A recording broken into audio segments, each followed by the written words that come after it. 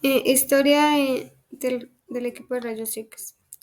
El 8 de noviembre de 1895, el físico alemán Wilhelm Conrad descubrió una nueva radiación a la cual denominó rayos X por un cartón cubierto con cristal de platinosauro de bario. Se volvía fluorescente con un haz de rayos catódicos, el cual pasaba a través de un tubo de Hittorf. Fue así que realizó la primera radiografía de la historia con la mano de su esposa Berta Röntgen. En 1896, el doctor Darío González Guerra utilizó por primera vez los rayos X. Él tradujo al francés un artículo sobre el descubrimiento y construyó un aparato de rayos X que le permitió repetir dicho experimento con éxito, colocando a Guatemala como uno de los primeros países de América Latina que utilizaron esta tecnología. En 1897, el doctor Miguel Ángel Ugarte gestionó con el presidente de la República, el doctor Policarpo Bonilla, que solicitara a Alemania el primer aparato de rayos X que contó el país. En 1909, Mónico Sánchez inventó un aparato portátil de rayos X y corrientes de alta frecuencia. En el año 1972, Raymond Damadian creó el primer equipo de resonancia magnética. En 1981, Mullens creó el primer sistema de radiología digital directa que produce imágenes de calidad. Muchas gracias. Buenas tardes, mi nombre es Gabriela Campos y voy a hablar sobre la creación del tomógrafo. En 1967, Godfrey propuso la construcción del escáner, que fue la base de la técnica para desarrollar el TAC, que unía el electrónico a las técnicas de rayos X. En 1970, Godfrey desarrolló un corte tomográfico sectorial sobre la cabeza del ser humano. En 1971 llega el primer equipo de tomografía a Estados Unidos y es especializado en imágenes craneales. Se le denominó primera generación, era trasladable y solo contaba con un detector. En 1974 aparecen los tomógrafos de segunda generación y el número de detectores aumenta a 30 y el tiempo de adquisición de datos disminuyó a 20 segundos. Este se utilizó para estudiar tórax y abdomen. En 1977 aparecen los equipos de tercera generación. Estos no son trasladables, sino que los rayos X cubren todo el campo de exploración. El tiempo de adquisición disminuyó a 6 segundos y aumentó la cantidad de detectores a 380 aproximadamente. En 1979, Godfrey recibe el Premio Nobel de Medicina por la aplicación que le dio al TAC en el diagnóstico. En 1980 mejoran las imágenes, el tiempo de exploración es de 1 a 6 segundos, los detectores aumentaron de 400 a 2400 formando un anillo inmóvil y el tubo girando alrededor del objeto 360 grados. A esto se les llamaron los tomógrafos de cuarta generación. En 1980 llega a Colombia la sexeroradiografía, que se aplicó fundamentalmente en los estudios de los problemas de seno, así como en la localización de cuerpos extraños de partes blandas. En 1990 aparecen los equipos helicoidales con giros continuos y adquisiciones muy rápidas. Efectúan imágenes alrededor de 30 por segundo. Se obtienen imágenes a 3D, logrando ver imágenes instantáneas de diferentes planos como axial, coronal y oblicuos. En este ya se utilizaban medios de contraste. En 1998, Thomson creó un filtro de aluminio como protector en la caja de rayos X. Muchas gracias. Historia del resonador. Resonancia nuclear magnética. 1933. Gerlach se encarga de exponer el experimento de Pauli en el cual se demuestran las estructuras hiperfinas de los espectros anatómicos. 1937. Lazarev y LW demostraron que a bajas temperaturas los momentos magnéticos nucleares contribuyen apreciablemente en el hidrógeno sólido. 1938. La resonancia nuclear magnética fue descrita y medida en rayos moleculares por Isaac Rabi. 1945. Edward Purcell logró observar por primera vez una transición de resonancia de los átomos de hidrógeno presentes en un material sólido. Además, se realizó la primera detección magnética nuclear en materia condensada y fue conseguida por el equipo de Purcell, Torrey y Pound. Primer resonador. Damadian creó el primer equipo de resonancia magnética en 1972. El título principal que recibió fue Aparato y método para detectar tejidos cancerígenos. Este nombre fue otorgado en 1974 en Estados Unidos y fue la primera vez que se dio en el campo de la resonancia magnética. Primeras imágenes. Paul desarrolló la técnica para generar las primeras imágenes en resonancia magnética en 2 y 3 dimensiones utilizando gradientes y las publicó en 1973. Peter Mansfield extendió el uso de los gradientes mediante un método matemático que permitía acelerar muchísimo el tiempo de captura de imagen, de 2 horas a tan solo segundos, y producirlas con una mejor definición. En 2003, Mansfield y Lauterbur recibieron el Premio Nobel de Medicina por sus descubrimientos en el campo de las imágenes de resonancia magnética. Muchas gracias. Cordial saludo, mi nombre es Lizeth Martínez, actual estudiante del curso de Tecnología en Radiología e Imágenes Diagnósticas.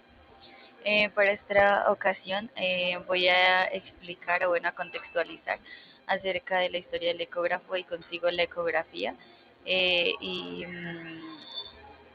sucesos importantes que han transcurrido y han comprendido la estructuración de la misma. Bueno, inicialmente en 1842, Christian Johann Doppler se reconoce como el padre del ultrasonido por la teoría sobre el efecto de la física ondulatoria. Posteriormente, en 1880, Peary y Jacques Curie descubren el fenómeno de la piezoelectricidad. En 1912, Lewis Fly Richardson sugirió la implementación del ecoultrasonido para así poder detectar objetos sumergidos.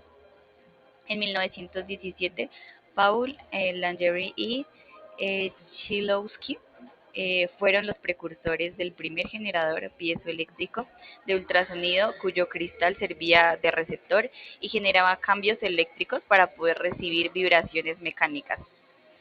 En las fechas que comprenden de 1933 a 1939 aparece el Sonar Sound Navigation and Ranking, que es un medidor de profundidad de ondas acústicas. Ya para 1942, Carl Dusik incursó en la detección de tumores cerebrales, registrando el haz sónico a través del cráneo, y a su vez tuvo la tentativa de identificar los ventrículos midiendo la alteración del ultrasonido del cráneo. En 1944, Floyd Firestone patentó un reflectoscopio. Este equipo expandió la potencialidad de las técnicas ultrasónicas. En 1947, Douglas Houry detectó estructuras de tejidos suaves al examinar los reflejos producidos por los ultrasonidos en diferentes interfaces. Para 1948, Richard Bolt facilitó grandes avances al grupo de investigación del Laboratorio de Acústica del Instituto de Tecnologías de Massachusetts. Para 1951 nace el ultrasonido compuesto con imágenes unidimensionales. Posteriormente llega 1952 y con ella Douglas Houry y Dorothy Houry publicaron, entre otros autores, imágenes bidimensionales del antebrazo en vivo.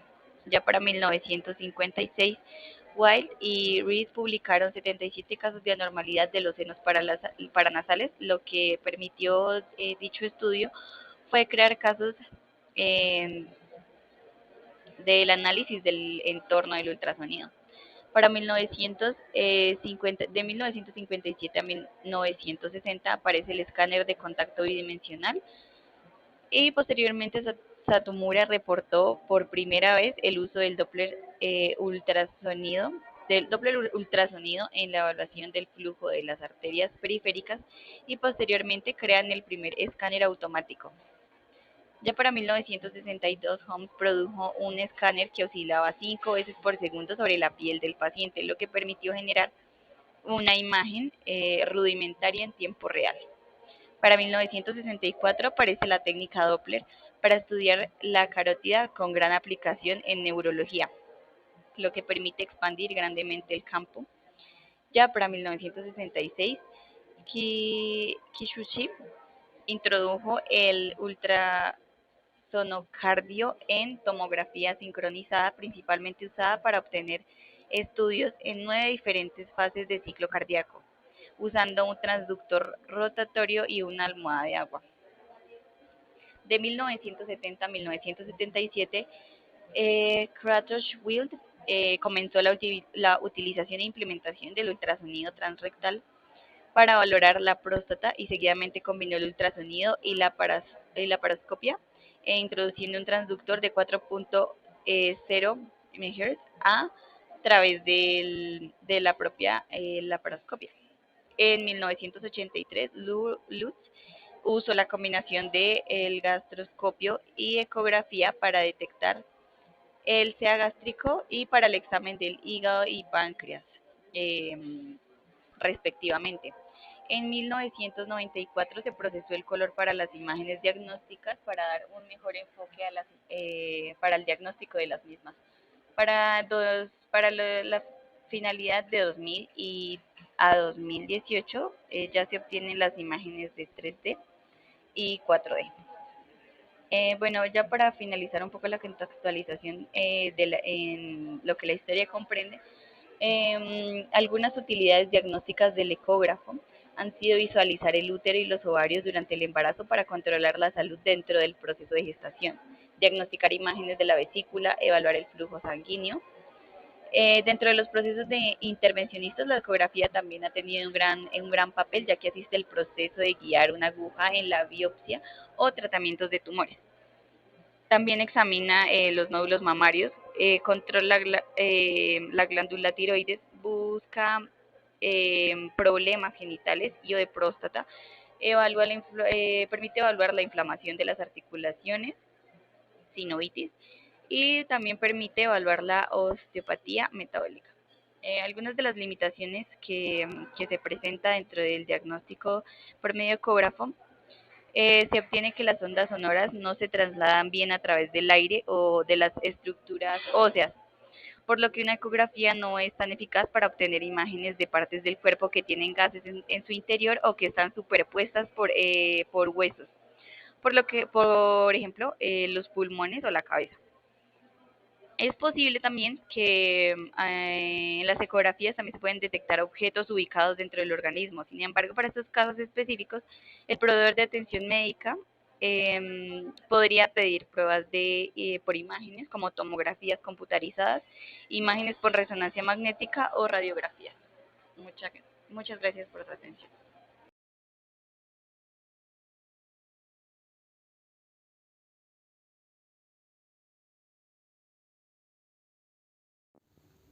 La gamma cámara. En 1958, el ingeniero electrónico Oscar Hall Anger concibió la cámara gamma, con la que se obtiene una imagen prácticamente instantánea, sea en serie continua o selectiva, posibilitando además el registro de fenómenos dinámicos en el cuerpo humano. Esta tiene como función permitir realizar los estudios del cuerpo completo y estudios SPEC o SPECT-TC. Habitualmente este se utiliza para explorar los huesos, el corazón, los riñones, la glándula de tiroides y paratiroides, los pulmones y el cerebro. La gamma cámara se trata de un dispositivo de captura de imágenes utilizando frecuentemente en nuestra unidad de medicina nuclear como instrumento para el estudio de enfermedades. El equipo detecta la radiación gamma inyectada al paciente y una imagen con 2 dimensiones de la actividad del órgano. Las gamma cámaras están dotadas o cuentan con uno o varios cabezales de adquisición. Hoy en día lo normal son dos. Los cabezales a su vez se componen de varios elementos que desde la parte que se sitúan más próximas al paciente hasta la parte que más está alejada. Está compuesto por el colimador, los cristales de centello, los tubos fotomultiplicadores y la electrónica. Al realizar un estudio de gamma cámara, se administra al paciente trazadores radioactivos que también son conocidos como radiofármacos, y estos permiten analizar los procesos biológicos de los órganos y los tejidos a estudiar. En la mayoría de los casos son administrados por vía endovenosa, aunque también pueden ser por vía oral. Las limitaciones que este tiene es que las pruebas están contraindicadas en caso de embarazo y durante la lactancia. Si un paciente sospecha que está embarazada o está lactando, debe decírselo al personal sanitario que lo atienda o al profesional de la salud. En caso de la lactancia, se le indicará si es preciso dejar de amamantar a su hijo durante un tiempo y cuánto tiempo. La gamma cámara.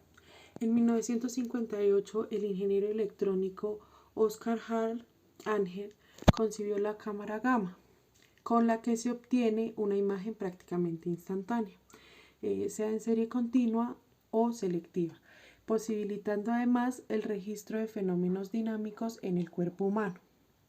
Esta tiene como función permitir realizar los estudios del cuerpo completo y estudios SPEC o SPECT-TC. Habitualmente este se utiliza para explorar los huesos, el corazón, los riñones, la glándula de tiroides y paratiroides, los pulmones y el cerebro. La gamma cámara se trata de un dispositivo de captura de imágenes utilizando frecuentemente en nuestra unidad de medicina nuclear como instrumento para el estudio de enfermedades. El equipo detecta la radiación gamma inyectada al paciente y una imagen con dos dimensiones de la actividad del órgano. Las gamma cámaras están dotadas o cuentan con uno o varios cabezales de adquisición. Hoy en día lo normal son dos. Los cabezales a su vez se componen de varios elementos que desde la parte que se sitúan más próximas al paciente hasta la parte que más está alejada. Está compuesto por el colimador, los cristales de centello, los tubos fotomultiplicadores y la electrónica. Al realizar un estudio de gamma cámara, se administra al paciente trazadores radioactivos que también son conocidos como radiofármacos, y estos permiten analizar los procesos biológicos de los órganos y los tejidos a estudiar. En la mayoría de los casos son administrados por vía endovenosa, aunque también pueden ser por vía oral. Las limitaciones que este tiene es que las pruebas están contraindicadas en caso de embarazo y durante la lactancia. Si un paciente sospecha que está embarazada o está lactando, debe decírselo al personal sanitario que lo atienda o al profesional de la salud. En caso de la lactancia, se le indicará si es preciso dejar de amamantar a su hijo durante un tiempo y cuánto tiempo.